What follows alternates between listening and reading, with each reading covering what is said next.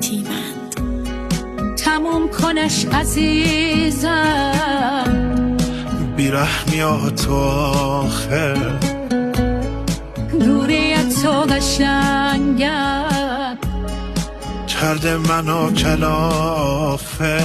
تیمند تو زندگی با تو بودم فقط اضافه، با تو غمون نشستم، تنهایی کنج کافه.